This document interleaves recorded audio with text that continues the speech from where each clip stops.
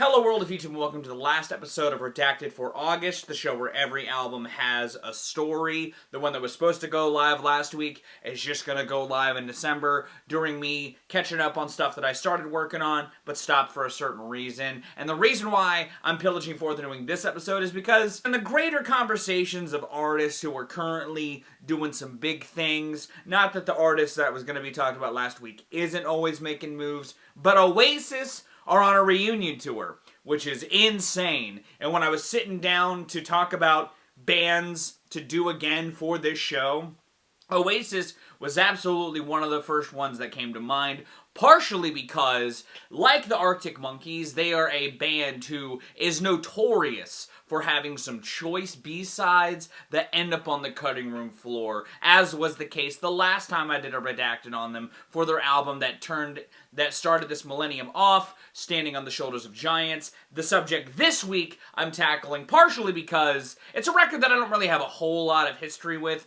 in the greater Oasis discography, so it was a chance for me to dig into potentially a hidden gem in the band's catalog, but also because it's an album that turns 20 this year, so I figured why not make some 2005 was a long time ago stuff in the worlds of music by talking about the sixth and as of right now penultimate album in the band's discography from 2005, Don't Believe the Truth. I waited for 1,000 years for you to come and blow me out my mind.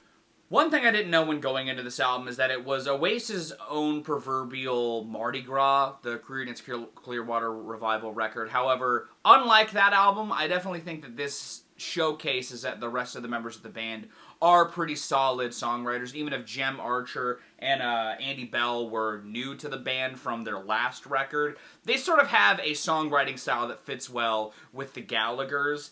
It also helps give this album a bit of a different feel than at least the highs that I know of this band from the 90s and sort of in the beginning of the 2000s. Admittedly, the songwriting is also far from the weakest attribute on this record. I think it's the shoddy and inconsistent production that I think neuters or overproduces some solid songs in their own right. But with that dissected though, I think that it is a solid spin if you want to hear late era Oasis, still showing that they've got some gumption to write and pull together some decent tracks. My goal with this Redacted, my goal when it came to redacting this album was to swap out some of the A-sides written by the Gallaghers and swapping in some of the B-sides, one of which wasn't written by a Gallagher, into the track listing to add a little more spice and variety, while also playing with the track listing ever so slightly. Unlike my last Redacted, more of the record kind of stays intact, so to speak,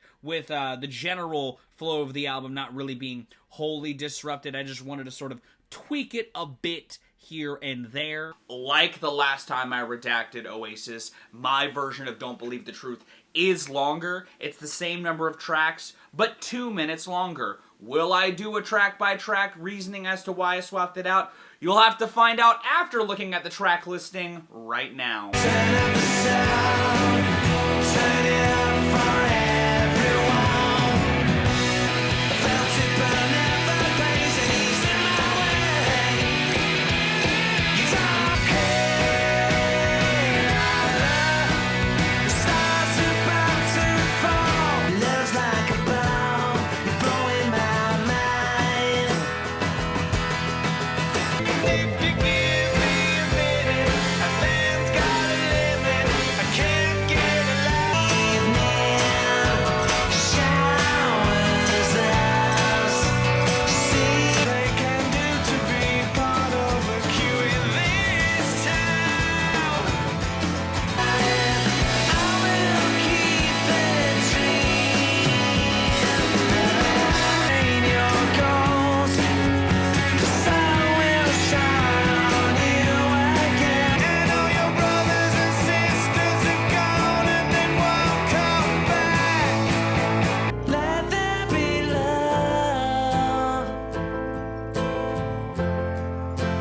My version starts, so the original version starts with Turn Up the Sun, one of the songs penned by Andy Bell that I think is a nice wash-in to this album. It's got sort of a slow burn feel that has a really good crescendo still, and a good hook to sort of invite the listener in to this world. It's got some sonics and some ideas that feel still very Oasis-ish, even if they are sort of in this different, more thick production style. It's one of the few moments where I feel like the band really flirts with some of the ideas they would normally explore on a longer song in this nice little compact fashion, while also having this message of unity, which is something that, like, is one of the few MOs of this album, considering everybody had their hands in the pot here. But it's a really strong start that I used to start my version.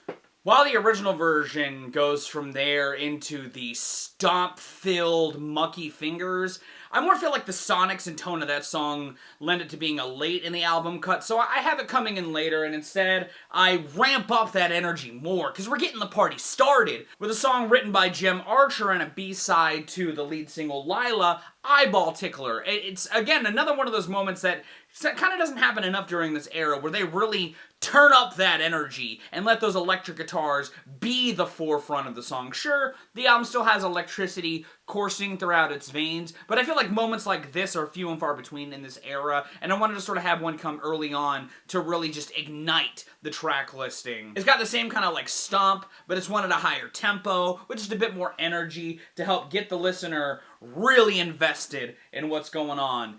Before Lyla comes in, which is one of the lead singles, it's one of the better songs of this album too. It's got a really fun play with time signature and its chorus, and it's, again, still got like a very classic Oasis feel, but just evolved a bit and subdued a bit. It doesn't quite go the stretches that a song like even Turn Up the Sun does, but it still has this very just infectious chorus to tie it all together, even if it does still have some components that are overproduced as fuck. The drums, namely, on this song, and on a lot of the record, are just a bit much, but I wouldn't say it weighs down this song quite like it does others in the track listing. It's also a song that has themes of, like, unity or seeking acceptance in a time where it seems like the world is sort of in disarray, something that kind of seems a bit topical nowadays. That also erupts into some fun guitar solo work and all that I think makes for just a really good song. That it feels like an early in the album cut. It comes at this point in the original version, and I keep it there along with the song that follows it up in the original track listing, Love Like a Bomb, a song that sort of slows it down a bit, just to give a little ebb and flow in the early point of the track listing, by having Love Like a Bomb, a song that is all built around this just really well-penned, cute little line of your love's like a bomb, it blows me away. It comes really nicely off the heels of Lyla, a song about seeking companionship and acceptance in a time where the world is crazy, escalating that craziness even further with the analogy of a bomb. It's a really simple, straightforward song, but as far as one of the more acoustic-driven moments on this album, it's easily one of the strongest. It's not a song with a whole lot of depth, but it doesn't really need one when it's that cute, direct, and effective. The similarities to the original don't stop there, though, because after Love Like a Bomb comes the song that follows it in the original, The Importance of Being Idle, one of the few Noel-fronted songs from this era that sort of has that same pleading and desire for companionship like on Lyla, but from a completely different sort of headspace. This one feels more bogged down by the monotony and swept up in the stresses of life, but still showing the importance of needing that something or someone to help keep you going. It's a nice sort of march to sort of ramp up a little bit from the softness of Love Like a Bomb, but doesn't necessarily go to quite the flourishing highs on a song like Eyeball Tickler or Lyla. It still has moments like some fun guitar solo work and the like, but it keeps it in a more meddling realm, and is honestly one of the better produced songs from this era, if I'm being frank. It was one of the singles for the album, and the song that I follow it up with in the track listing is one of the B-sides from that single, Pass Me Down the Wine, a song that almost also feels like it's caught up in the conversation of the sort of last couple songs that have been going through companionship by giving seemingly the narrator of the last song a companion, but it's the wrong kind of companion. There's a bit of cattiness to the verses of this that talk about having activities, but also condemning the other person seemingly for their potentially passive lifestyle. There are two songs that need to be lumped together lyrically, but they just kind of feel like a call and response sort of jam while keeping the sort of tempo from the last jam and having a few other things in the background to sort of add some interesting sonics to the soundscape. If you want to get real meta about it, considering this is the penultimate album for the band, and we had a Noel-fronted song being followed by a Liam-fronted song, you could see this as one of the many spats the brothers would get into throughout the long tenure of the band's catalog. Something that could almost feel like the continuation on the song following this up, part of the cue. But I have passed me down the wine at this point to sort of just help extend the energy while having this sort of back and forth with the mood. And part of the cue is meant to sort of embolden that back and forth a bit more, whereas the importance of being idle sees someone swept up in the monotony. Part of the cue sees seemingly the same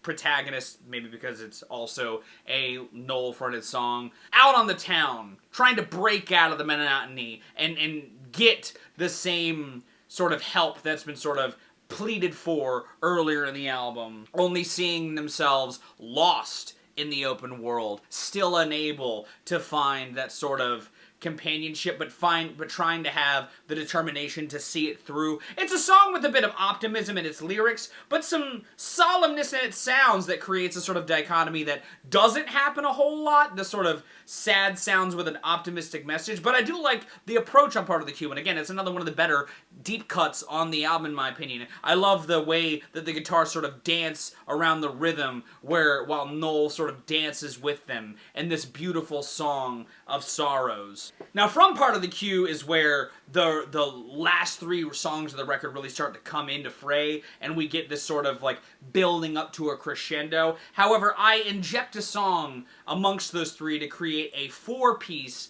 to close this album and give it this huge rush to a conclusion with Keep the Dream Alive, A Bell Will Ring, Mucky Fingers finally coming in, and Let There Be Love sending this album into the sunset. Keep the Dream Alive feels like the electrifying injection of positivity after part of the cue. It does so in the original version. I think that those electric guitars just come in and bring a lot of life to the sonics in a way that I think adds a lot of that early in the album optimism back into the fray. It's a song written by Andy Bell that feels like iconic Oasis. It's one of the, again, better deep cuts on the album. It does have some of the production problems that this album has in some pockets, especially with the clashing guitars and the drums to a degree. But I think the spirit of this song very much feels a piece of this album's sort of mission statement, and I think that it's a good introduction to this stretch with some fun solo work and the like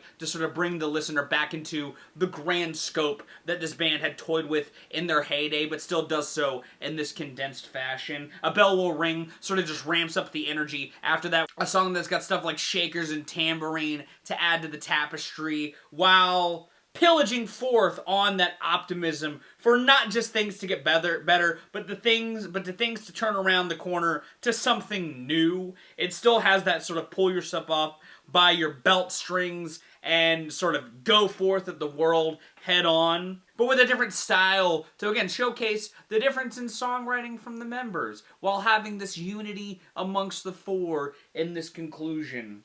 It follows Keep the Dream Alive in the original track listing, but Mucky Fingers does not, which is my penultimate song on this version of Don't Believe the Truth. While I think A Bell Will Ring does sort of help build some energy to this ultimate climax, I think the just overt, very plain driving drums paired with that driving acoustic guitar and the Bob Dylan feel to the style of this song feels more in line with like really being the cusp of a climax. Mucky Fingers is the last Noel-led song on this album, but isn't the last Noel Penn song. It is a song that sort of has that Dylan influence not just lie in the sonics and the harmonica and all that sort of stuff. Some of the turns of phrase of lyrics, like gaining perspective on the view of the world, the idea of changing into some emperor's new clothes, being these sort of turns of phrase that feel very Dylan-esque, but fitting under the same umbrella that the sort of songs around here have been sort of working around. Even if it has sort of a more scathing attack, it sort of feels like a look at anybody trying to keep them down and turning the other cheek to them so to speak, before bringing in Let There Be Love after that. Mucky Fingers is a very simple song in its sonics, but its lyrics are more the focus and think have a nice sort of opposition to a lot of the positive energies, but not losing that positive spirit. And Let There Be Love is just there to sort of send the album off with that positivity more in the direct face, as opposed to ending with that sort of scathing nature of Mucky Fingers. Let There Be Love is this more grand swell of a closer that I think closes the original out really strongly. It keeps the core identity that this record's been going forth with, of seeking companionship, gaining companionship, retaining that companionship, and not getting lost in the monotony, and keeping love more at the forefront of your mind.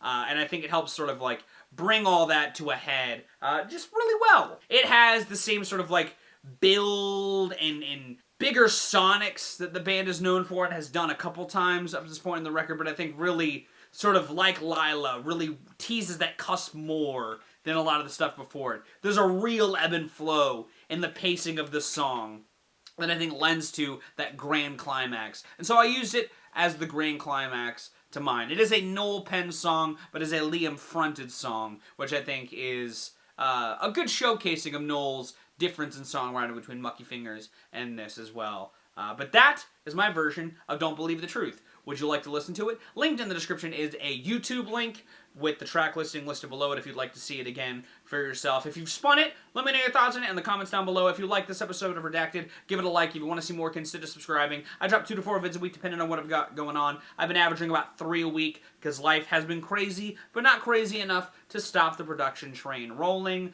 Either way I'm going to go, though. Thank you again so very much for watching this. I've been Viral Rack. You guys have a good day, lives, and situations, and I'll see you another day. Man, this face program for niggas. Stop.